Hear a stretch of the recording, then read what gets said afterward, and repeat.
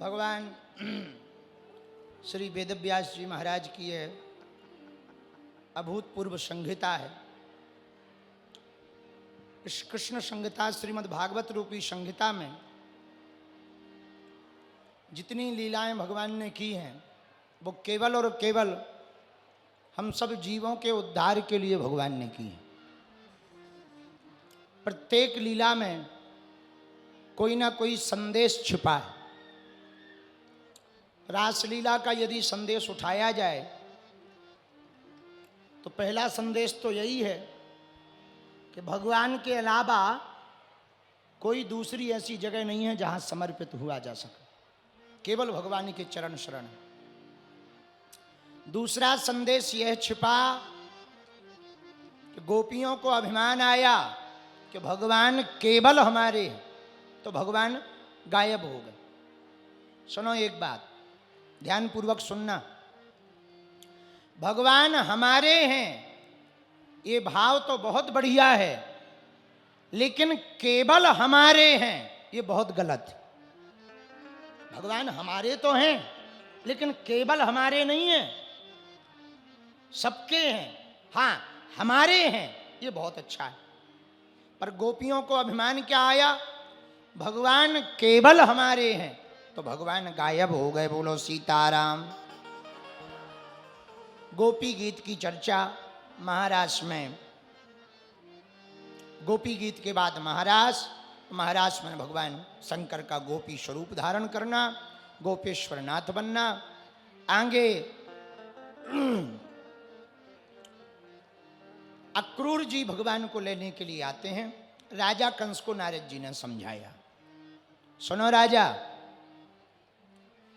एक एक करके जितने भी राक्षस भेजोगे वो दोनों सबको मार डालेंगे, और एक दिन ऐसा आएगा तुमको भी मार डालेंगे। एक काम करो, दोनों को नष्ट करना है तो दोनों को बुलाओ और कोई योजना बनाओ, तभी जीत पाओगे। तो राजा कंस ने कहा, महाराज क्या उपाय किया जाए? बोले एक उपाय है। बोले क्या? बोले बच्चों को मेला ठेला का बड़ा शौक रहता, मेला देखने का। बोले मेला का आयोजन करो और दोनों को बुलाओ। पर बुलवाएं किससे? बोले जो उनका हितैषी हो और तुम्हारी बात माने, वही ला सकता है। तो ब्रजवासियों के हितैषी कौन? बोले नंद बाबा ब्रजवासियों के हितैषी अक्रूर जी हैं। उनको बुला दिया राजा कंस ने। कहा जाओ वृंदावन जाकर के नंद के जो घर में दो छोरा हैं, यशोदा नंदन और रोहिणी नंदन, दोनों को लेकर आओ। अक्रूर जी चले तो प्रातः काल, लेकिन पहुंचे शाम को। बोले इतनी दूर है क्या वृंदावन मथुरा से? बोले नहीं, दूर नहीं है तो पास में। पर भाई रथ को कोई चलाए तो घोड़े चले। अक्रूर जी बैठ गए और ध्यान अवस्था में आ गए। बार बार चित्त में चिंतन करने लगे, आज हम कन्हैया को देखेंगे, ठाकुर जी हमको पहचानेंगे कि नहीं पहचानेंगे, बुलाएंगे कि नहीं बुलाएंगे, हमको आशीर्वाद देंगे कि नहीं देंगे, मिलेंगे कि नहीं मिलेंगे, मिलेंगे तो कैसे मिलेंगे, ये चित्त में बातें चल रही थी। तो रथेन गोकुलम प्राप्तः, सूर्य अस्त हो गया वृंदावन पहुंचते पहुंचते। और जब मथुरा से वृंदावन पहुंचे सूर्य अस्त के समय, उस समय दोनों भैया हमारे ठाकुर जी दाऊ भैया दोनों गलवैया डालकर गऊओं को दुहने जा रहे थे। अक्रूर जी ने देखा, ददर्श कृष्णम रामम चा ब्रजे गोदोहनम गतौ। जैसे ही दोनों को गलवैया डाले हुए कन्हैया को श्याम वर्ण में पीताम्बर कन्हैया का लहरा रहा, और गौर वर्ण में दाऊ भैया का नीलांबर लहरा रहा, दोनों को देखा तो जैसे शरद पूर्णिमा का चंद्रमा एक साथ प्रकट हुआ दिखाई पड़ता, वैसे ही अक्रूर जी को दो दो चंद्रमा दाऊ भैया और कन्हैया के रूप में दिखाई पड़ रहे हैं। अक्रूर जी महाराज प्रभु की तरफ दौड़ पड़े और पाद पद्मों में जाकर के खूब लिपट गए, खूब रोए। भगवान छुड़ावे पर ये छोड़े ना, भगवान के चरणों को पकड़ के रह गए। बार बार भगवान उठाने लगे, प्रेमाश्रुओं से भगवान के चरणों को धोने लगे। पाद पद्मों का प्रक्षालन श्री ठाकुर जी के अक्रूर जी अपने अश्रुओं से करने लगे। भगवान ने इस प्रकार प्रेम देखा, बड़ी मुश्किल से हाथ से उठाया। चाचा जी कह करके ठाकुर जी ने कहा, चलो चाचा जी घर चलो। चाचा जी आ गए, चाचा जी आ गए। बड़े प्रेम से हाथ पकड़ करके अक्रूर जी को नंद भवन में ले आए। नंद बाबा ने दौड़ करके अक्रूर जी से भेंट की।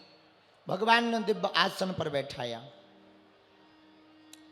आसन पर बैठाकर भगवान ने पहले पूछा नहीं कि क्यों आए हो, पहले स्वागत किया। घर में कोई अतिथि आवे तो काम बाद में पूछना चाहिए, पहले चाय पानी को पूछना चाहिए। अब आजकल तो बड़ा फास्ट का जमाना आ गया है, अतिथि आए देर नहीं होती है, पूछते हैं कब जाओगे, काहे को आए हो, क्यों आए हो, काहे से आए हो। अरे भाई, इतनी दूर से अपना घर छोड़कर कोई आया है तो तुम्हें बोझ पड़ रहा क्या? चाय पानी कराओ, स्वागत करो, बढ़िया। अतिथि देवो भवा, देव रूप में मान करके भोजन भजन को पूछो, बाद में इसके फिर काम पूछो। भगवान ने वही किया।